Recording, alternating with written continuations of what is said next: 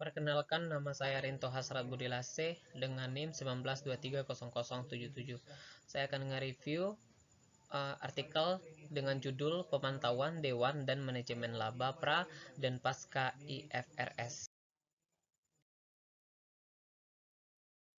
Pembahasan teori.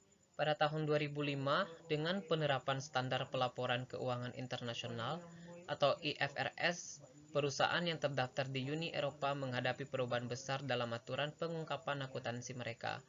Meskipun ada bukti bahwa penerapan standar akuntansi internasional mengarah pada peningkatan umum dalam kualitas laba, penerapan IFRS masih melibatkan pertimbangan manajerial yang cukup besar dan penggunaan informasi pribadi, sehingga meninggalkan perusahaan dengan sejumlah besar kebijaksanaan. Beberapa studi menyoroti karakteristik lingkungan dan perusahaan yang memainkan peran penting dalam menentukan bagaimana perusahaan menggunakan kebijaksanaan, bahkan dengan adanya standar kualitas yang lebih tinggi.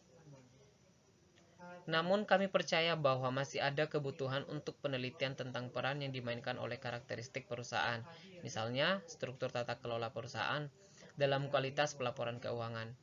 Dewan direksi umumnya dianggap sebagai pemain penting untuk tata kelola perusahaan, terutama dalam hal pemantauan manajemen puncak.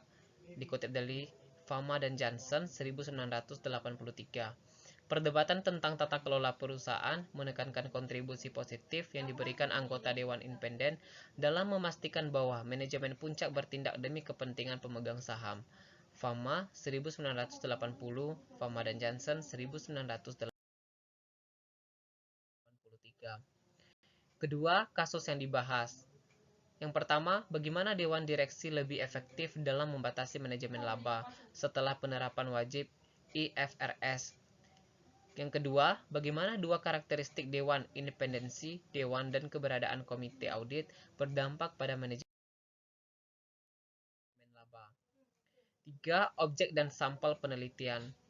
Objek penelitian terdapat pada jumlah total perusahaan non-keuangan yang terdaftar di Bursa Efek Milan selama periode 2003 sampai 2006 adalah 244.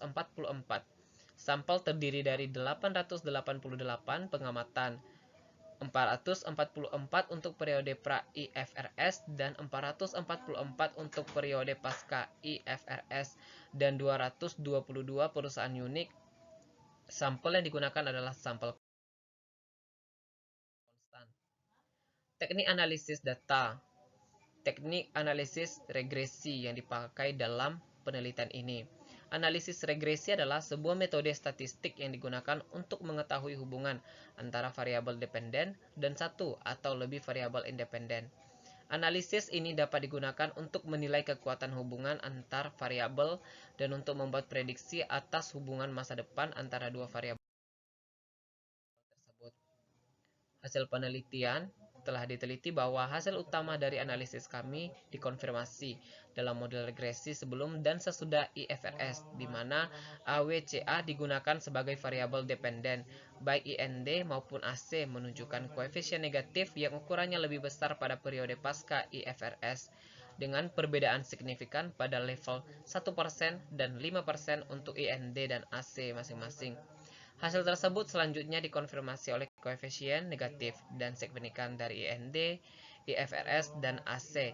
IFRS dalam model interaksi dilaporkan di kolom terakhir.